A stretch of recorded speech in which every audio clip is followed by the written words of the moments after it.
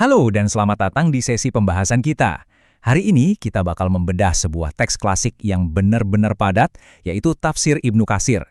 Tapi kita nggak cuma sekedar baca teks kuno loh. Kita bakal ngelihat gimana salah satu doa yang paling sering diucapkan setiap hari, ya surah Al-Fatihah, itu sebenarnya dirancang sebagai sebuah dialog dua arah yang luar biasa interaktif antara pencipta dan hambanya. Yuk langsung aja kita bahas. Nah, yang bikin ini super menarik ada di pernyataan landasannya.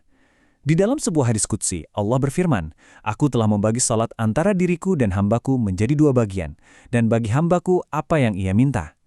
Kutipan ini tuh langsung ngebangun narasi kalau surah ini bukan sekedar monolog satu arah. Ini benar-benar percakapan ilahiyah, sebuah divine dialogue. Jadi setiap kali seseorang baca surah ini, ada respon langsung yang diberikan. Keren banget kan? Oke, kita masuk ke bagian 1, makna dibalik basmalah. Bayangin, bahkan sebelum doa utamanya benar-benar dimulai, tafsir ini udah nyajiin perdebatan ilmiah yang dalam banget. Di satu sisi, ada Imam Syafi'i yang berpendapat kalau basmalah itu ayat resmi dari Al-Fatihah, makanya harus dibaca keras pas sholat. Tapi di sisi lain, Imam Malik dan Imam Abu Hanifah punya pandangan beda. Mereka berpendapat basmalah itu bukan bagian resmi dari surah, jadi dibacanya di dalam hati aja atau bahkan nggak dibaca sama sekali. Dan tahu nggak ada yang salah di sini. Semuanya berakar dari interpretasi yang super teliti terhadap hadis dan sejarah yang dicatat sama Ibnu Katsir. Ini benar-benar nunjukin seberapa dinamis dan analitisnya pemikiran ulama klasik zaman dulu. Lanjut ke bagian 2, pujian untuk Sang Pencipta.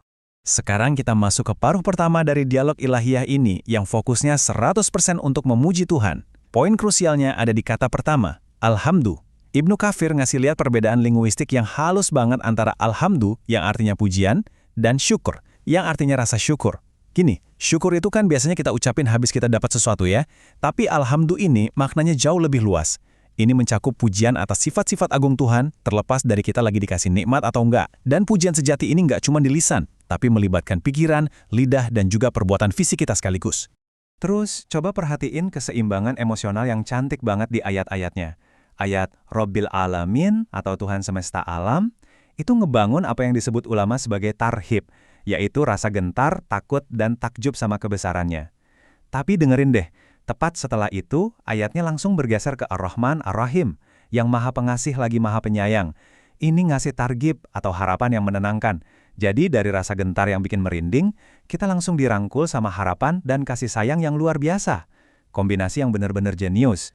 Lalu kita sampai di Malik Yaumiddin, pemilik mutlak hari pembalasan.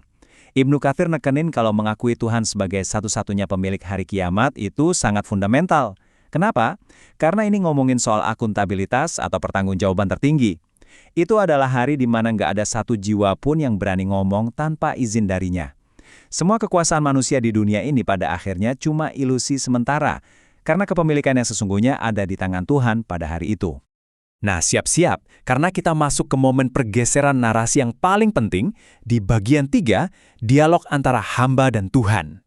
Di sini, perspektif tata bahasanya berubah drastis di ayat, Iyyaka na'budu wa iyyaka nasta'in.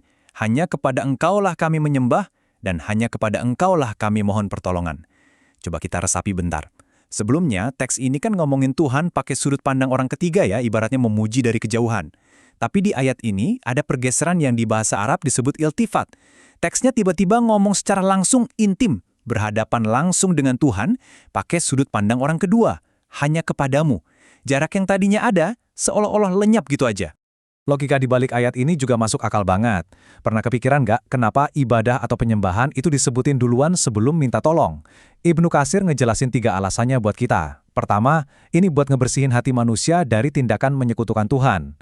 Kedua, ini bentuk penyerahan total, di mana kita ngelepasin ilusi kekuatan kita sendiri. Dan yang paling penting, ini memprioritaskan tujuan akhir. Ibadah itu diyakini sebagai tujuan utama penciptaan manusia, sedangkan pertolongan Tuhan itu kendaraan, biar kita bisa sampai ke tujuan ibadah tadi. Pastinya, tujuan itu harus selalu disebut sebelum kendaraannya kan?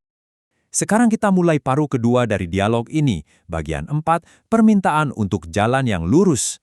Nah, setelah memuji dengan benar, disinilah sang hamba akhirnya dapat kesempatan buat minta apa yang mereka butuhin. Tapi, ini memunculkan satu pertanyaan filosofis yang menarik banget. Kenapa sih seorang mukmin yang logikanya udah ada di jalan kebenaran harus terus-menerus minta petunjuk setiap hari, bahkan puluhan kali sehari? Bukannya mereka udah dapat hidayah itu? Coba dipikir-pikir dulu deh sebelum kita lihat apa jawaban dari tafsirnya. Oke, jawabannya tuh dalam banget. Ibnu Katsir ngejelasin kalau hidayah atau petunjuk sejati itu butuh penyesuaian yang konstan. Manusia itu kan sifat dasarnya gampang lupa dan gampang goyah ya. Makanya, kita selalu butuh peneguhan hati dan dukungan setiap hari dari Sang Pencipta biar nggak hanyut atau melenceng. Jadi, doa ini bukan sekedar minta petunjuk buat nemuin jalan di awal aja, tapi lebih ke minta tolong supaya bisa bertahan dan terus melangkah dengan mantap di jalan tersebut. Terus, apa sih sebenarnya jalan yang lurus atau Shiratal Mustaqim itu? Ibnu Katsir mencatat ada beberapa definisi klasik dari para ulama. Ada yang bilang itu Al-Quran, ada yang nyebut itu agama Islam, dan ada juga yang mendefinisikannya sebagai jalan yang ditempuh sama Nabi dan para sahabatnya. Menariknya nih, Ibnu Katsir nyimpulin kalau definisi-definisi ini nggak saling tabrakan sama sekali. Semuanya menyatu jadi satu arah yang utuh. Gampangnya, berpegang pada Quran itu berarti ngejalanin Islam. Dan ngejalanin Islam berarti ngikutin jejak Nabi. Ujung-ujungnya, semuanya bermuara di jalan yang sama. Dan ini bawa kita ke bagian akhir pembahasan kita. Bagian 5. 3 golongan manusia. Ayat penutup dari surah ini mengkategorikan umat manusia ke dalam 3 jalur sejarah dan spiritual yang beda-beda. Di sini Ibnu Katsir dengan presisi memetakan pandangan ulama klasik soal gimana ilmu dan amal itu saling bersilangan.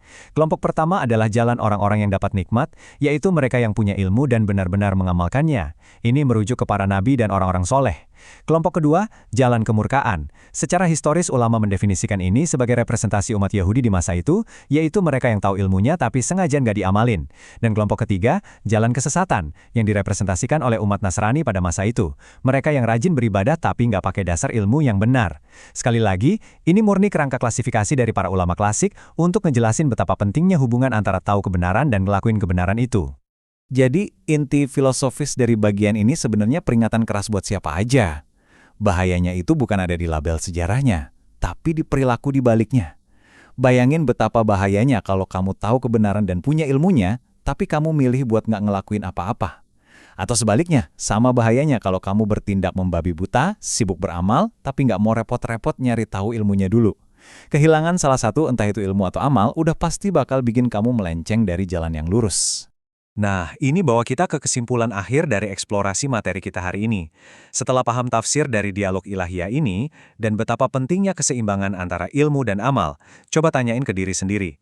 Dari 3 jalan tadi, jalan mana sih yang secara aktif lagi kamu tempuh hari ini? Udahkah kamu nyeimbangin apa yang kamu tahu dengan apa yang kamu lakuin setiap hari? Biarin pertanyaan ini mengendap di pikiranmu.